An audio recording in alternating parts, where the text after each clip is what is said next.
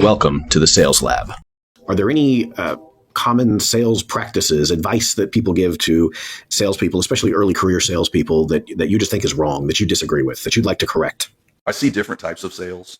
So I can say that if you, some companies have a sink or swim mentality with new reps, and they see new reps as sort of just cannon fodder for the business. And if you're not reaching a certain plateau of sales after the 3-week introductory course I gave you, then you're out.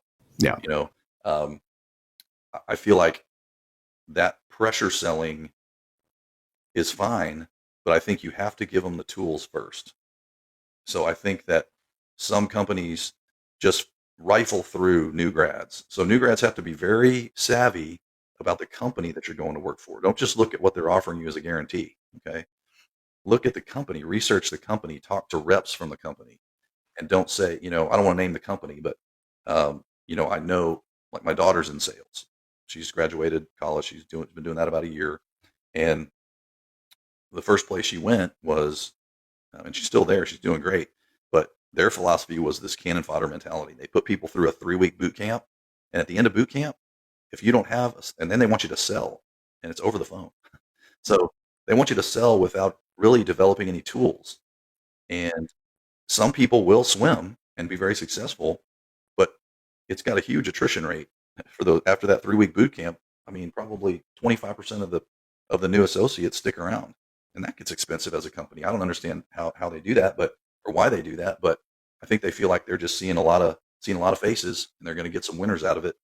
But I think that's an approach. That's not necessarily things they tell kids, but they say, hey, I would tell new grads, hey, you really need to know about the company. You need to talk to something other than, like, your best friend who kind of knows somebody. You need to talk to those reps that work for that company. And if you reach out, most reps are people. They're people. So Yeah. they're ready to answer your questions. Perfect. Yeah, this I think one of the thought processes driving that is, some of these companies haven't realized that at some point you do run out of potential employees. They say, "Oh, we don't see any downside. We don't see any. It's not hurting us in the short term. We've been doing it for several years, and but if you start to add all of these things up, if you start to look at it over the long range, you really, why do people think that salespeople in this whole industry are terrible and they hate our guts?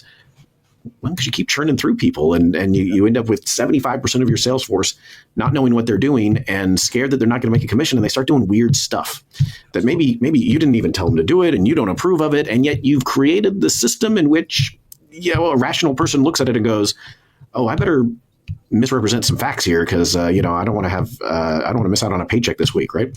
I better make some exaggerations. I better try to guilt trip somebody into saying yes because everybody's told me no all week." And yeah, that comes at a cost. It's just too far downstream for most people to perceive it, I think.